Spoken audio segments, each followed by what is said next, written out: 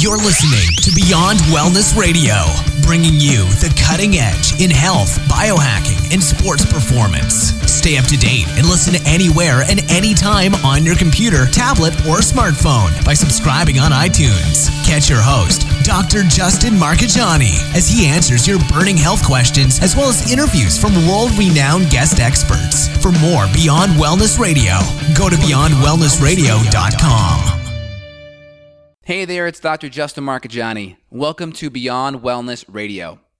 Feel free and head over to beyondwellnessradio.com where you can access our full podcast transcriptions. While you're there, you can also sign up for our thyroid and female hormone video series. This series goes into the root cause of why your hormones are out of balance. While you're there, you can also schedule a functional medicine consult with Dr. Justin, myself, where we'll dig deeper into the root cause of your health challenges. Feel free and think of sharing this podcast with at least one person. This podcast grows by people sharing it. Sharing is caring. If you can think of one person that can benefit from this information, please feel free and share it. If you're enjoying the podcast, make sure you subscribe on iTunes.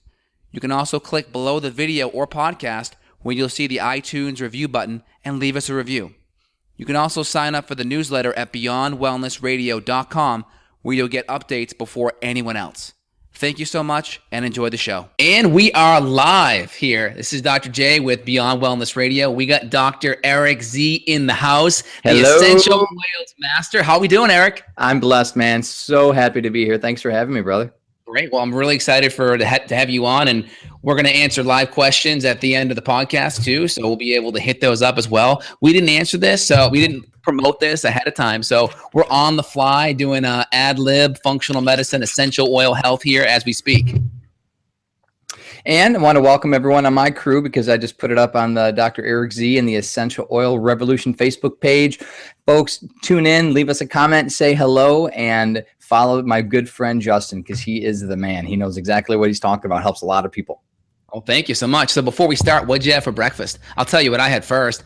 I had some coffee, some collagen, some butter coffee, MCT, and then I got my wife put about a pound of green vegetables in here, juiced, and then we threw about 2 scoops of collagen in there and some MCT as well. So I am ready to go, man. How about you? That's awesome. You know, I typically don't have food breakfast. This is my breakfast. This is my version. It's my matcha green tea latte. Matcha. Love it. Yeah, I take the bulletproof coffee approach. I put some coconut oil in it, my matcha green tea, raw cacao, and stevia. Man, that's my latte. It gives me all the energy, keeps me in a little bit of low state of ketosis till I get really hungry around lunchtime.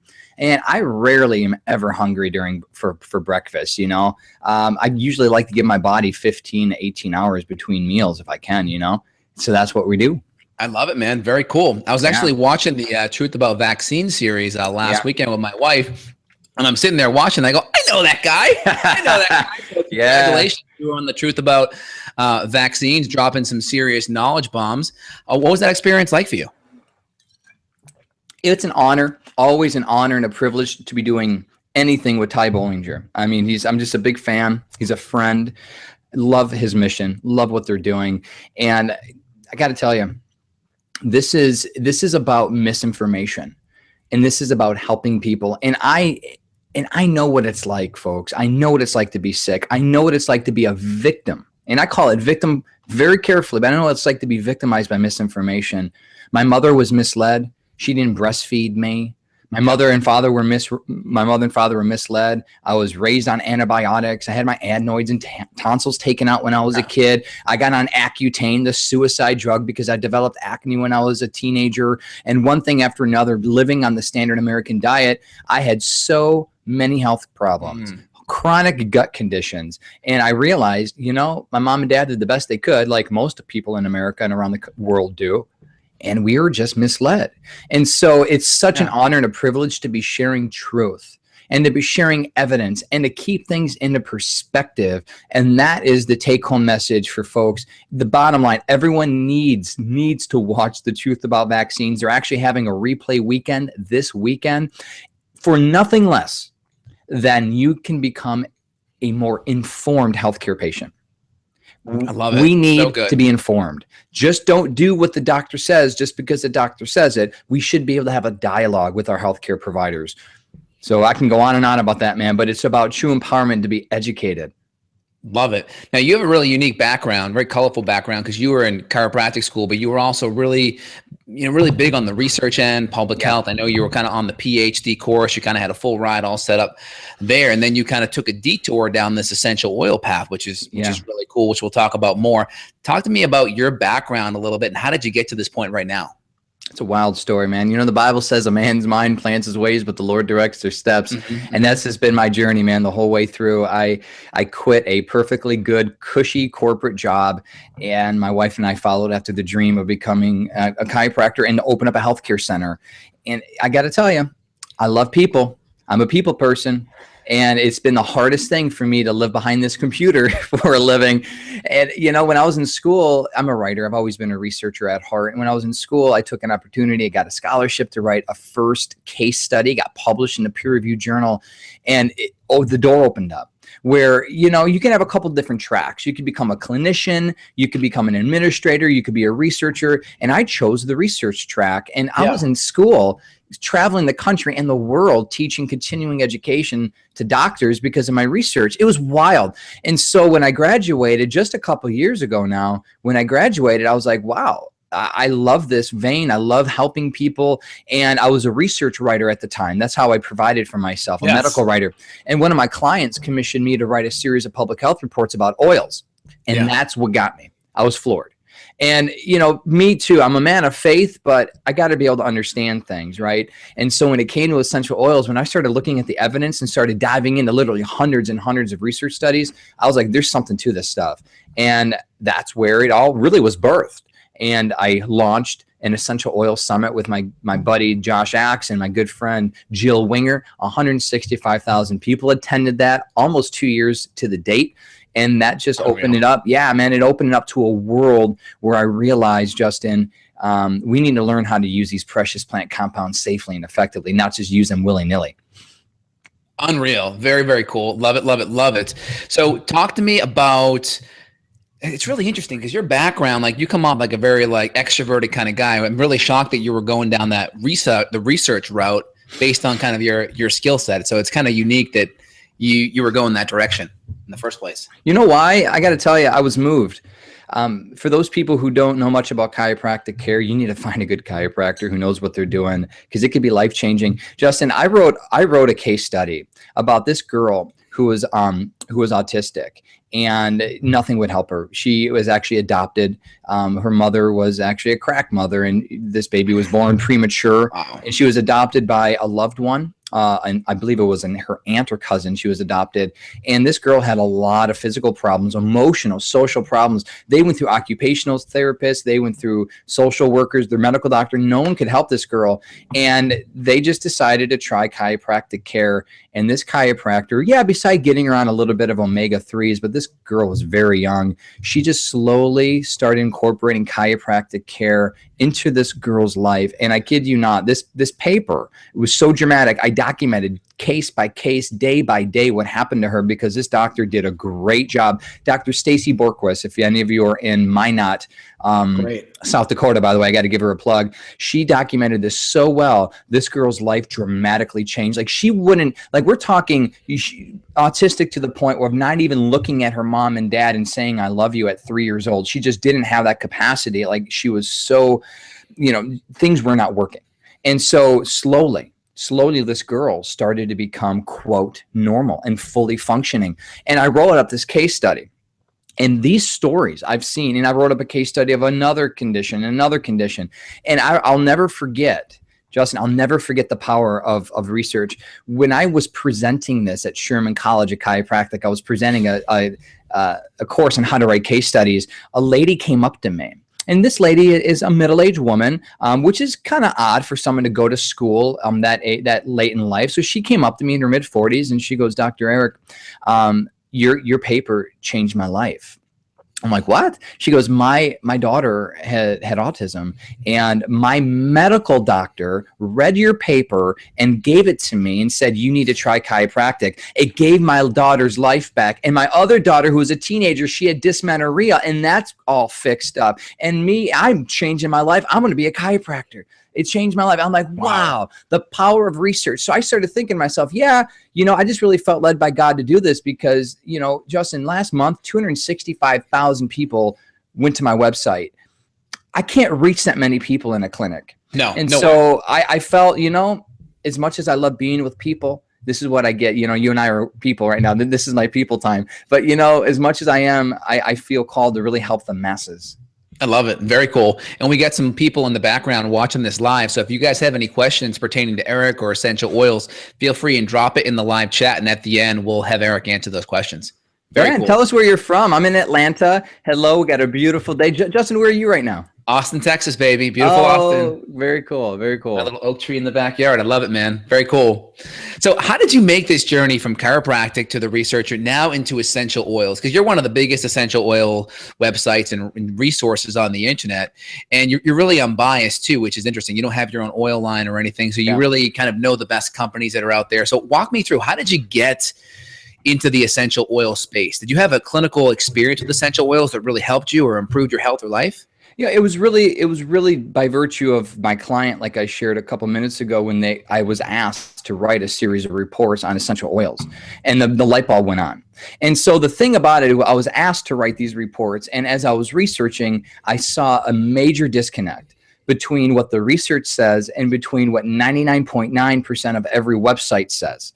And I'm like, what is the difference here? Why are these bloggers not getting it? Why are people sharing unsafe practices? And why is there such a literal, and I kid you not, literal aggressive argument between the major brands? Like, people, I've learned, you don't talk about religion, you don't talk about politics, and you don't talk about your favorite essential oil brand at Thanksgiving, because it's going to cause for family feud. And so I started looking at this like, this is a really crazy divided industry. And so I just went up to Josh Axe and Jill Winger. I'm like, why don't we host a summit where we get everyone together, never been done before, chemists, bloggers, aromatherapists, distributors, healthcare professionals, and we all let go of our favorite brands and we just talk straight oils.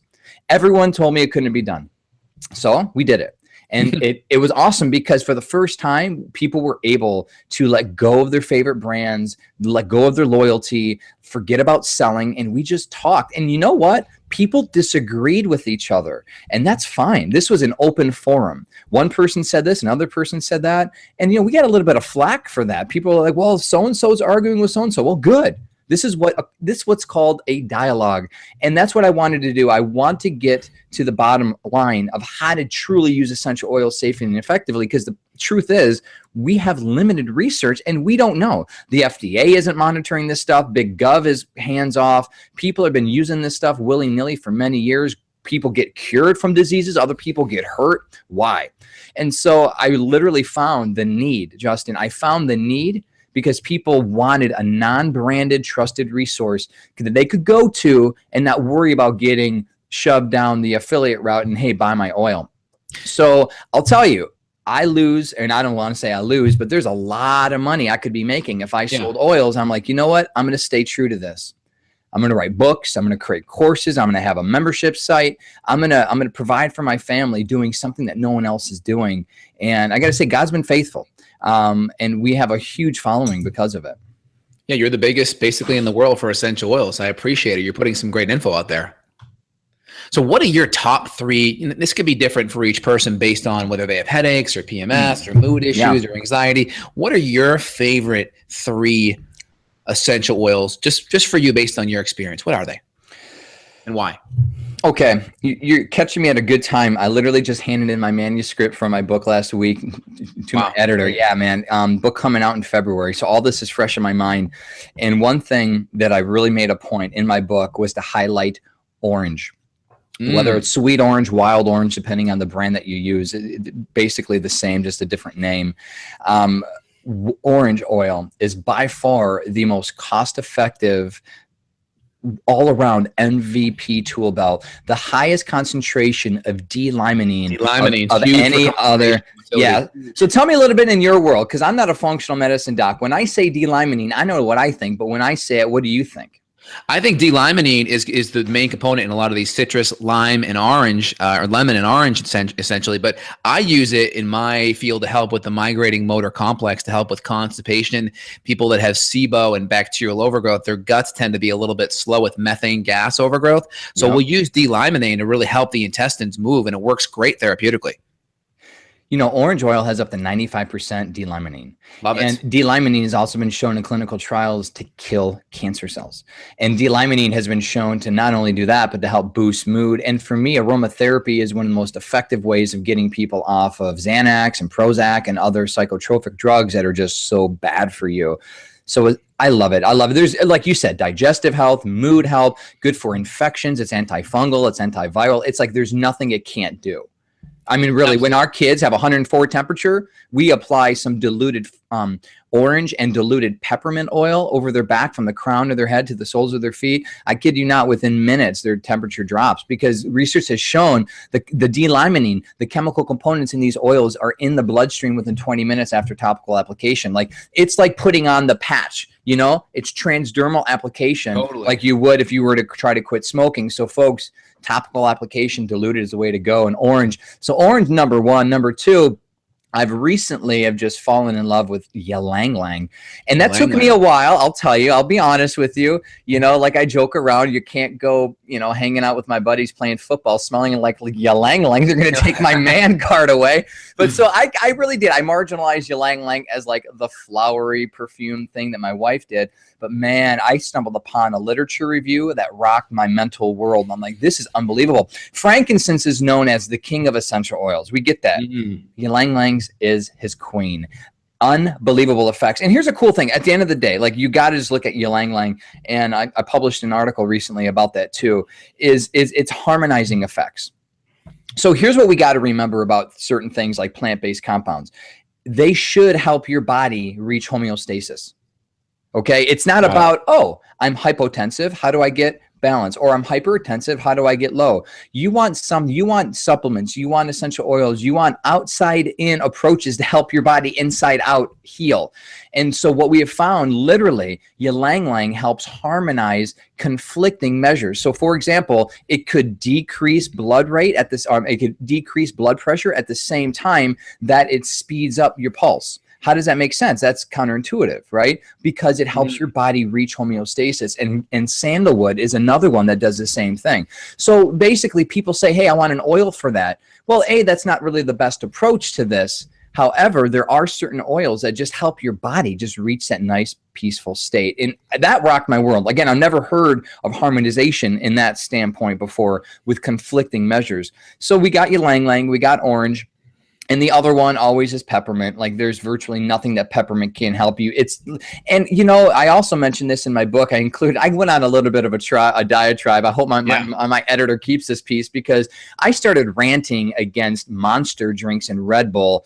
Man, I'm telling you something, that stuff is horrible for you. And people don't realize one of those energy drinks has up to 5 cups of coffee's worth of caffeine in it.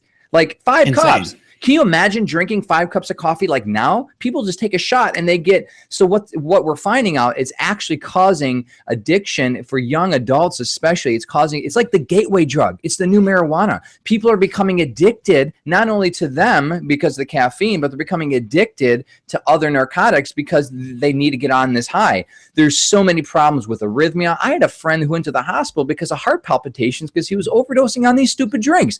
So why am I saying this? Peppermint.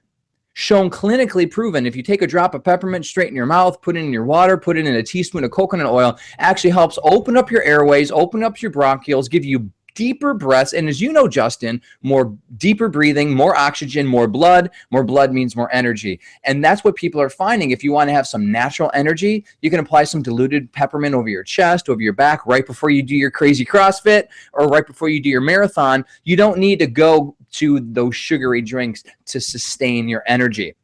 And digestive help and mental health and you name it, peppermint can help you. So peppermint, orange, and ylang ylang. You ask me in 5 months, I'll probably come up with a different 3, but this is where I'm at right now. And peppermint's a great natural cure for a sunburn too. A couple drops of that, you rub it on that sunburn area. It is so cooling. You think because of the mint that you think it'd be hotter, but it's very cooling. Yeah. And SIBO, you mentioned SIBO. Clinical trials have showed that peppermint, because here's the problem when it comes to SIBO and other gut conditions like colon issues, because how are you going to get that remedy into the colon?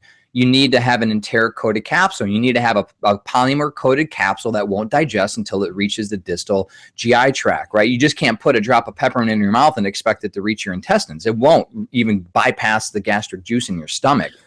So they found like 3 to 6 drops of peppermint in an enteric-coated capsule can literally knock SIBO in its tracks, help with symptoms, calm the inflammation. And, I take this back. I want to go back to orange. Same technique with orange and leaky gut.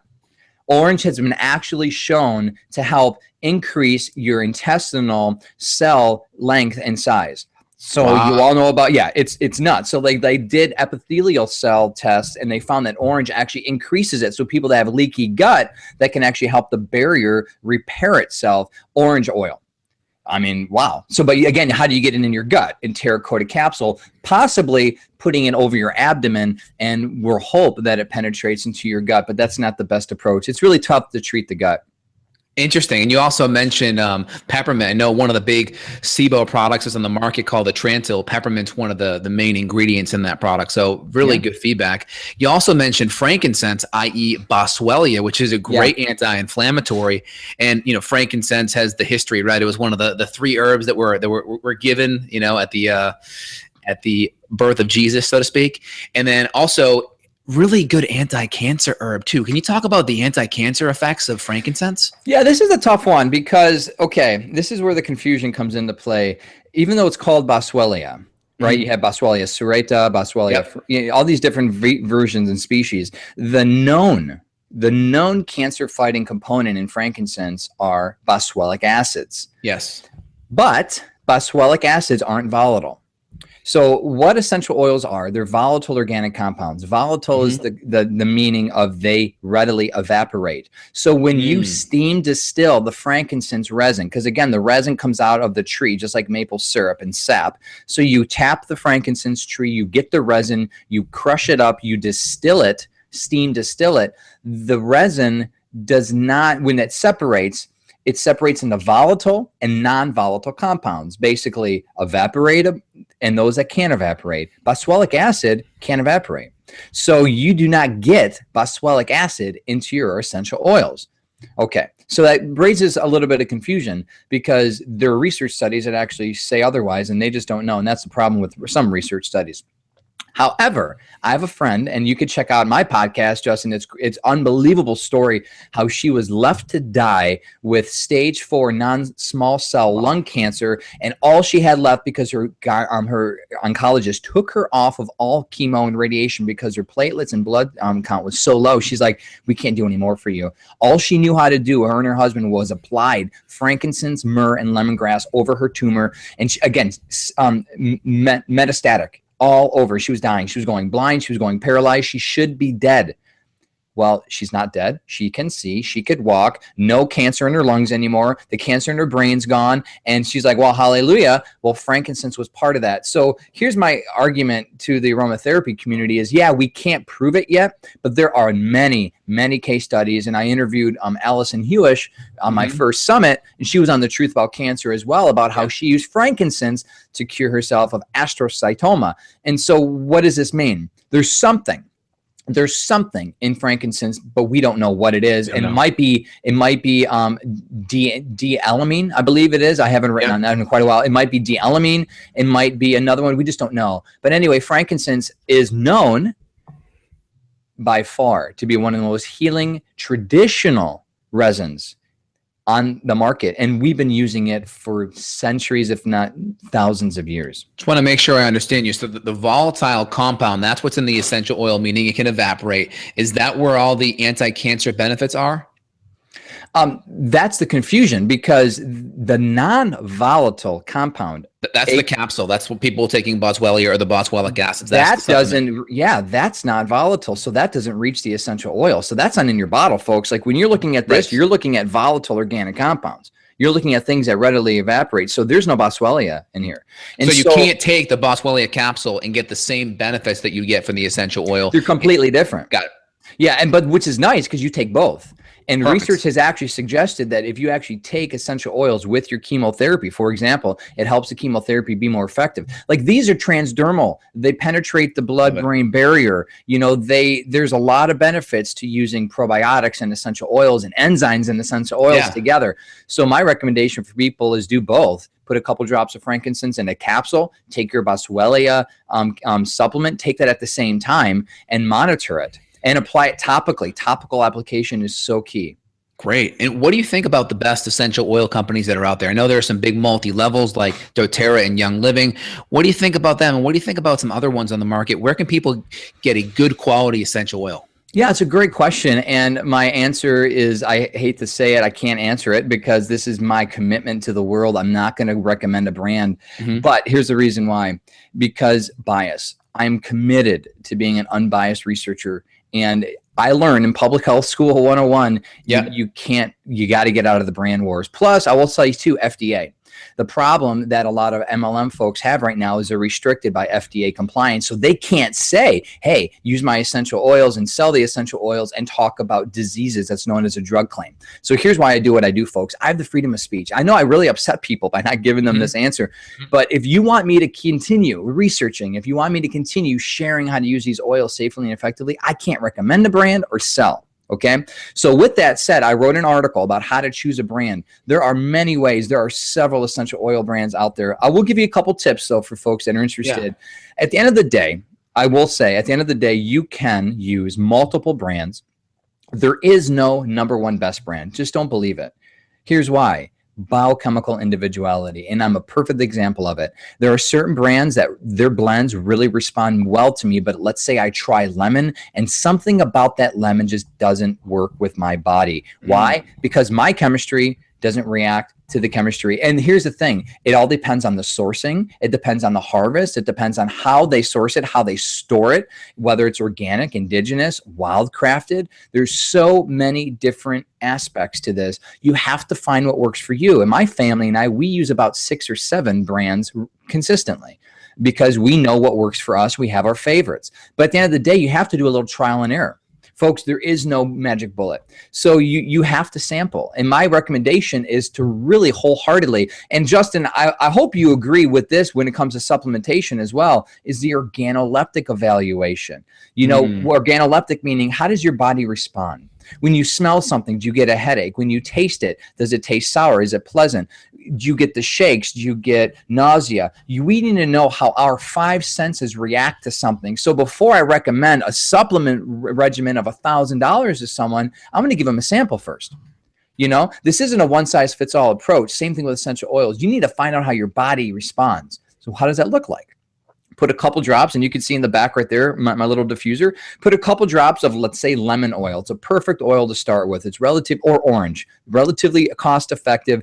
Buy orange from a few different companies. Hey, invest $50. It's worth it. Seriously, it's your health. So get orange, put a couple drops in the diffuser, and just hang out in your kitchen for a little bit. Do it while you're getting ready for breakfast. How do you feel? I mean, really, how do you feel? You get nauseous? Well, probably not a good idea that you use it. Does it get you a little energy? Does it make you smile? Well, that's a good sign that that brand's orange works for you. You kind of have to go that way. And maybe there's a skin patch test that you could use.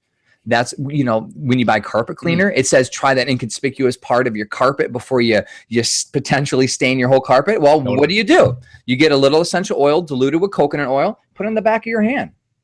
And what happens? Do you erupt in a rash? Does it hurt? Does it burn? It shouldn't. If you dilute it properly, it should be a pleasant experience. So that's called the organoleptic test, folks. I will leave you with this because this is something I think we all need to recognize. You know, when you buy a car, and I'm going to use this analogy for the multi-level marketing, network marketing companies versus the others that don't sell through that way. When you buy a car, you could choose to get a Mercedes or you could choose to get, let's say, a Chevy. We could argue all day long whether or not a Mercedes is worth the money or whether or not you could get by with a Chevy. I'm comparing a multi-level marketing company to a Mercedes because you're paying extra. You are paying extra for the service that you get. These companies have to pay 6, 7, 8 downlines worth of commission. And so they literally raise their prices 5, 6, 7, 10 times as much as they could. But here's the thing. If you get value out of it, it's worth it. If you have a support from your upline, if you trust the company, I'll say, I know people that if they can afford it, they're getting a Mercedes and they love it. They love the service. They love the esteem. They love the, in a sense, social proof behind it. So with that said, I'll just realize you are paying more. But I'm not saying you're wasting your money, just like how I would never say that someone who buys a Mercedes is wasting their money. You got to find value in that. If you're on a super tight budget, you might want to think twice about an MLM and go through another vendor. There are many that sell quality oils. Very good. So what are those top 3 criteria we're looking at? We're trying to make sure the oils are organic, I imagine. We don't want the pesticides and chemicals. I imagine that's a given, correct? No, I hate to say it, because it's a problem. They actually had a study, or not a study, a whole conference around this in 2014 in Rome, Italy, where they evaluated the pesticide content in, quote, organic oils. And there's no way. There are pesticide residues in organic oils. Why? But is it less than regular? Yes, of course. So if you want to minimize it, but the thing is this, if you want to, good question. If you want to completely avoid pesticides, I don't think you can unless you just can't, even if you've grown in your backyard because of drift wind and water runoff. So organic is in consideration. Indigenous sourcing, that's a consideration. You really want to get oils where they're natural, or you want to get the plants where they're naturally harvested. I think that's a great idea. Here's the thing, reputation. Referrals. You want to start. I'm a referral junkie. I'm looking for a new dentist, so I'm going to my friends. Hey, who do you recommend? Contact 2 or 3 or 4 friends that you really trust. No more than 5, seriously, because it gets confusing. Contact some really close friends that you know are in control of their health and you value them. You look up to them and say, hey, what brand do you recommend? I know you're using these oils, and start there. Contact the company. Ask them about their sourcing. They should have batch reports. They should be able to send you information, whether via email or whatever. They have all this stuff. Ask them for information. How do you source it? What are your quality standards? All these different things. You want to get this information. If a company cannot readily provide that, I would think twice. At this point, they should have their act together. And the reality is, remember, folks, there's no such thing as certified this. There's no such thing as third-party testing, meaning no government agency that's third-party is truly evaluating all this. It's all internal. So it all boils down to trust. It all boils down to trust because no one is forcing these companies to sell pure oils. Totally makes sense. And what's the best way to apply these oils? So if someone's trying to get these oils into their body fast, what's the best way? Are we going over lymphatic sites, behind the ears, crease of the elbow, behind the knees, in the lymph node area of the throat? How do you get them into patients fast so it works therapeutically? Yeah, good question. The fastest, I should say, is inhalation. So like this, and then that, or you can actually have a diffuser. You could applying it topically over your chest. You could get it like Vicks Vapor Rub. Diffusing it through an ultrasonic diffuser like I have behind me. There's a variety of ways. That is the fastest way. However, I feel the most effective is topical. And there's a research study that showed the percutaneous absorption rate of different parts of your body. Mm-hmm. Number 1 is the genital region. And it makes sense. What's the most sensitive part of your body when you apply anything to it? Your genitals. Yeah. So if you, a lot of blood flow down there. Yeah, there is. And so you got to think of it, Justin. Traditionally, aromatherapy will actually recommend anal suppositories for certain conditions because we're talking immediate application into the blood system. So if that weirds you out, I get it. That freaks people out. So, okay, let's stay away from the genitals. You want to be careful. I don't want to burn myself. So the next best way is the back of the neck. Mm-hmm. The absorption on the back of the neck is the best way to apply the oils. And next is the stomach, the abdomen. And that's where the research studies have shown that lineal, the chemical in lavender, penetrates and gets into the bloodstream within 20 minutes of applying a diluted mixture. So stomach is safe, back and neck, and then arms, and finally your legs and feet. So when people say, oh, apply the oils on the bottoms of your feet, yeah, it's nice. You get the aromatic benefit, like you could smell it, but it's really not. It's not the most effective way of getting oils into your body because, again, there's a lot of myths out there. The pores of your feet are not this big like people make it sound like. There's a lot of calluses down there. It's tough skin, and it's hard for stuff to get in your body. Any opinion on cannabis oil at all? I know it's been used great for epilepsy, pain, anxiety, a lot of really good anti-cancer benefits. What are your thoughts on CBD oil in particular? Well, first, CBD oil is not an essential oil. And that's where a little confusion comes into play. The essential oil is much different. The essential oil is the essential oil. It's not an extract. And that's what CBD oil is basically a solvent extract. And if they use something like hexane or some other petrochemical, I get weirded out by that. I'll tell you, man, it has to have a solid, like CO2 extraction. CBD oil is fantastic. CO2. Pure, yeah, you do not want to use a solvent, a petrochemical solvent to get your stuff out, man. It's bad news bears. And that's what Bob should remember this. Bob Simpson, or Bob Simpson oil, he was using hexane. Forget that, man. So, I mean, you could buy CO2 extract, and basically it's hyperatmospheric CO2, because CO2, as we know, is in air. CO2, when it's frozen, is your liquid, or your frozen ice. What's that called? Help me out here. Oh yeah, I think you mean the dry ice, right? Yeah. Exactly. CO2 when it's frozen is your dry ice. CO2 when it's evaporated is in your air. But CO2 can actually become a liquid if it's at a constant temperature, at a constant atmospheric pressure, and that is how they're extracting. And the chemical properties of these essential oils are profound. So yes, CO2. Cannabis is fantastic for cancer. It's fantastic for pain. It's fantastic for nausea. I mean, every cancer patient should have it for a number of reasons, because it helps with the symptoms. It helps especially counteract a lot of the stuff that happens when you're on chemo. And I actually wrote an article all about cannabis oil because it's not an essential oil. You got to remember that. There is cannabis essential oil, completely different chemical structure. Again, what's volatile, what's not? What will evaporate, what won't? What will survive steam distillation, or what will be lost? And so we always got to remember, even if you extract or cold press, it's called citrus oil, versus steam distilling it, there's different chemical properties. So you got to look into the chemistry a little bit, find out what is it that I want, what is it that I need, and go accordingly. Love it. Totally makes sense.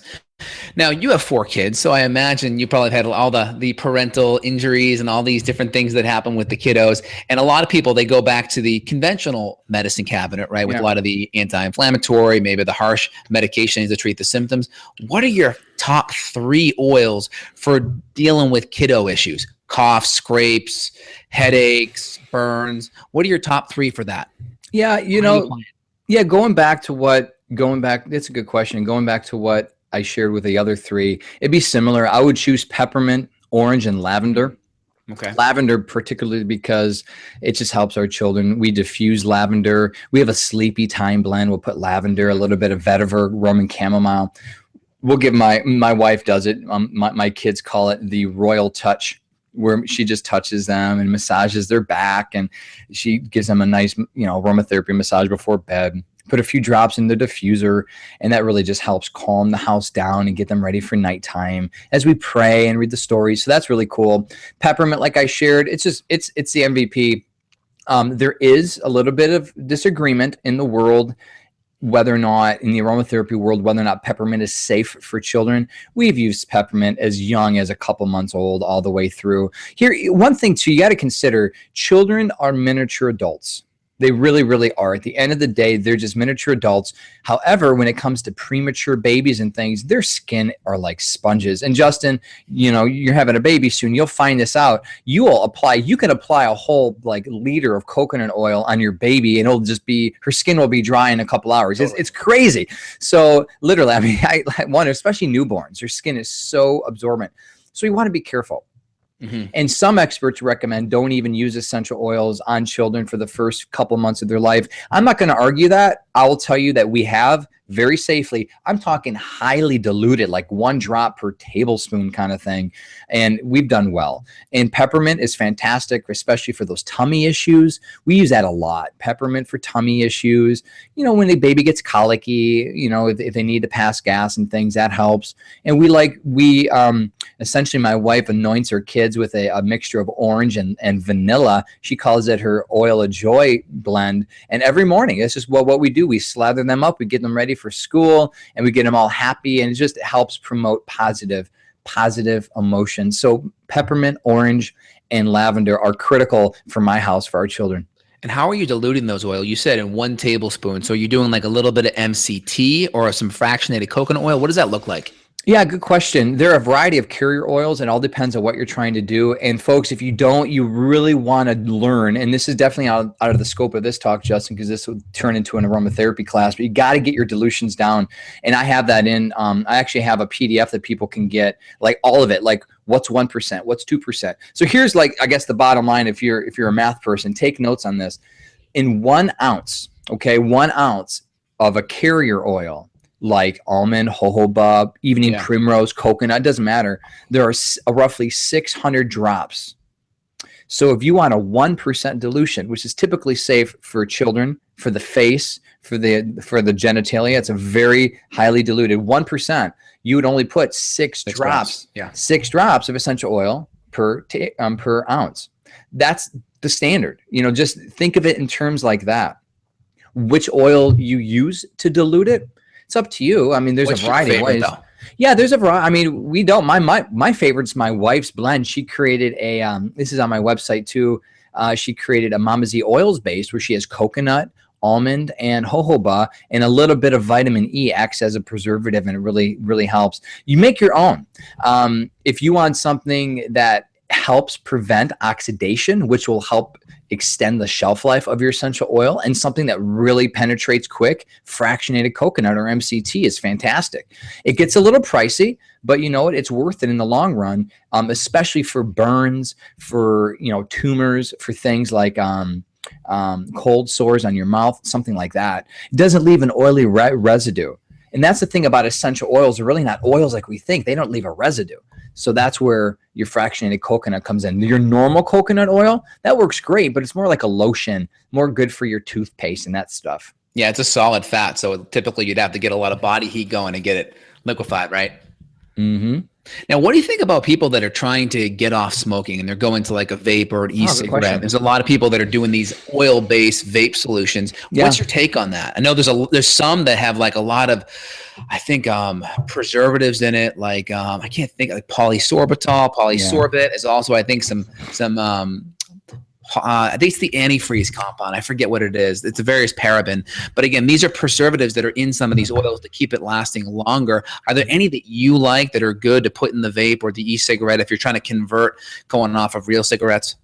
I think those things are absolutely ridiculous. I mean, our lungs are not made to inhale that concentrated amount of essential oils. Just think of it. It's ridiculous. I mean, you can actually cause lung damage, especially because of those concentrated compounds, those preservatives. But you know what helps with cigarette withdrawal? Yeah, black pepper.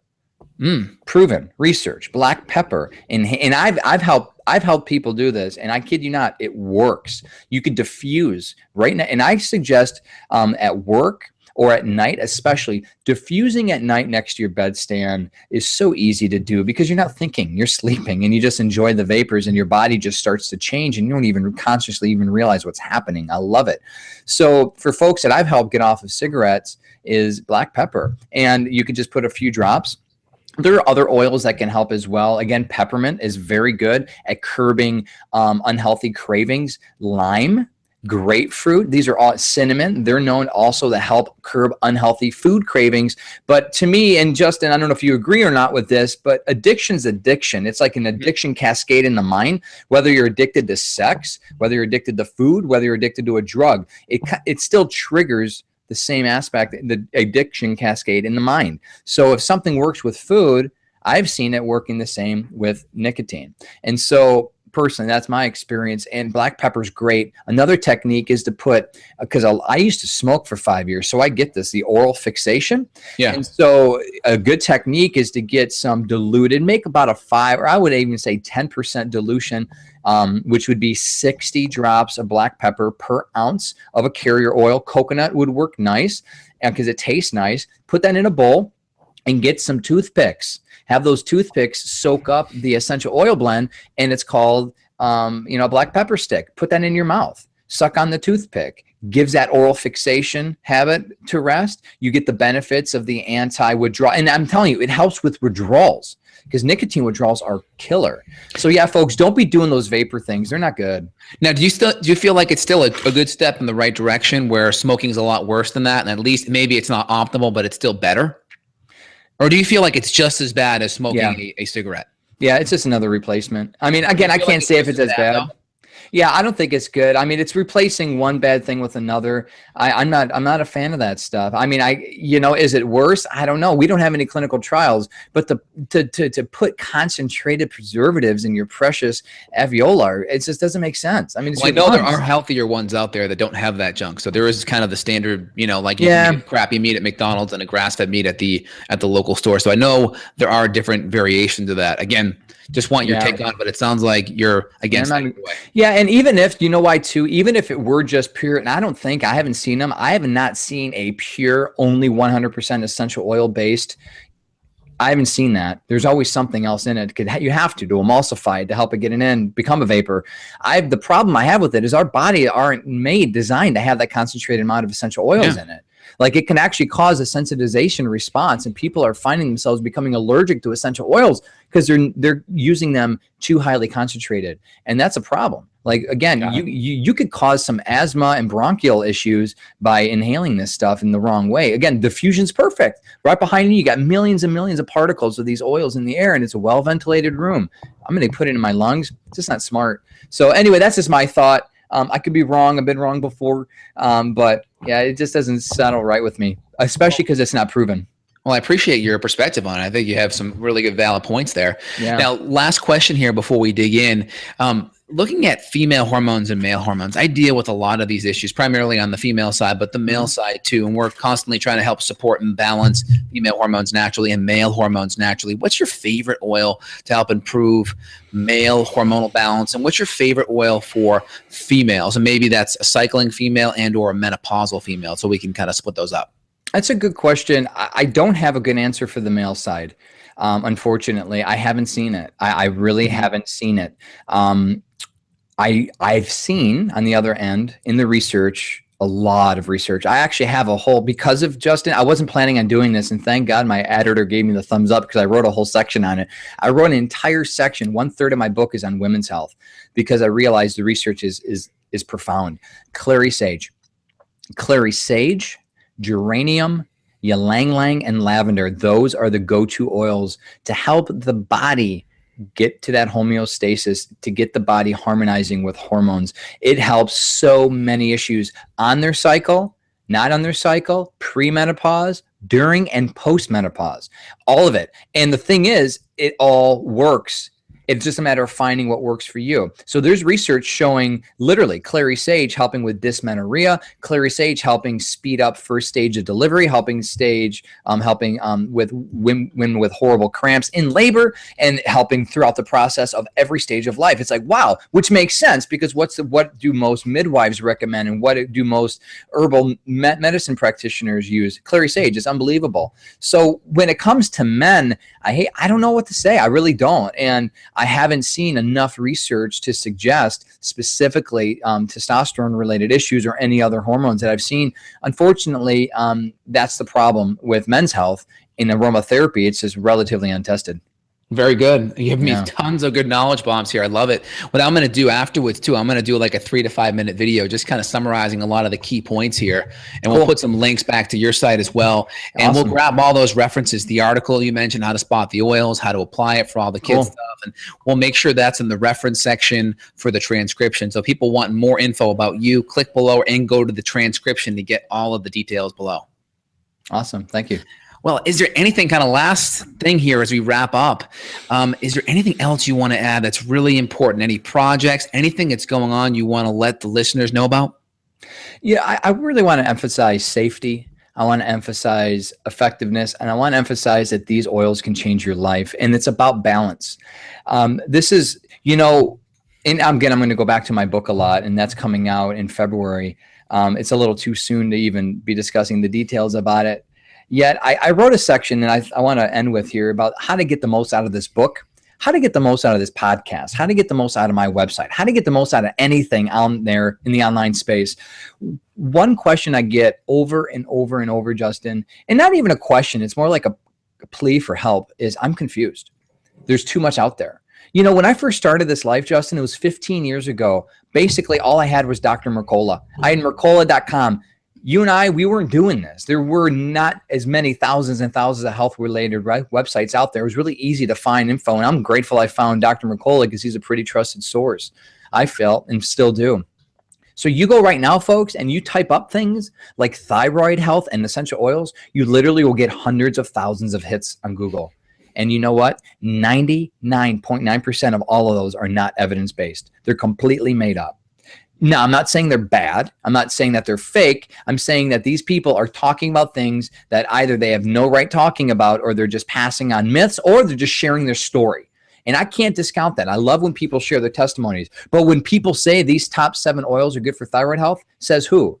Because I've spent hours trying to find the research. It's not there. So here's my recommendation is, especially if you're beginning in health, but particularly with essential oils, limit your teachers, limit your mentors, find 2 or 3 people at the most that you're going to follow, and follow them. And follow them until the point where you realize, like me, I remember, I'll never forget, it was like 2008. I kind of outgrew Dr. Mercola. I'm like, wow, I get this now. I've been reading his newsletter faithfully for like 5 years. I got this stuff down, you know? So you need to do that, folks, because the problem is, if you listen to 15, 20 different people and let all these people's voices get in your mind, you're going to get confused. I get it all the time. So whether it's me, whether it's other drsoandso.com, you got to find 1 or 2 or possibly 3 people and follow them. Trust them, vet them out. I mean, who are they? Love it. And so once you do, and this same thing with your essential oil company, same thing with your supplement company, same thing with your doctor, once they're vetted, then you could really hone in and start to get good at this stuff. And that's it. And I'll tell you, I'll be the first to say, I'm not perfect. I make mistakes. But you know what, Justin? I regularly go back to my website and fix stuff because I realize, oh, that was wrong. Let me fix that quick. You want to find someone like that. And I would be honored and privileged, folks, if you follow me. I have 150,000 people on my newsletter every week getting my information. I have hundreds of thousands of people hitting my site every month. So I would be honored and privileged if you do. But if not me, find someone that you trust. And just dive in. Awesome, man. I appreciate it. Very good. And last thing, one essential oil, you could only bring it to a desert island. You're stuck there for life. What's that essential oil? It'll be orange. Orange. I love it. And then what's the website, Eric? drerickz.com. drerickz.com. Eric, you've been an awesome guest. You're the man. We appreciate it. Helping people every day. You have an awesome weekend. You too, man. Thanks for having me. Thank you. Got a question for Dr. J? Go to beyondwellnessradio.com and click the questions button. Then tune in to hear the answer. Also, if you like the show, click below to review us on iTunes. For more Beyond Wellness Radio, go to beyondwellnessradio.com.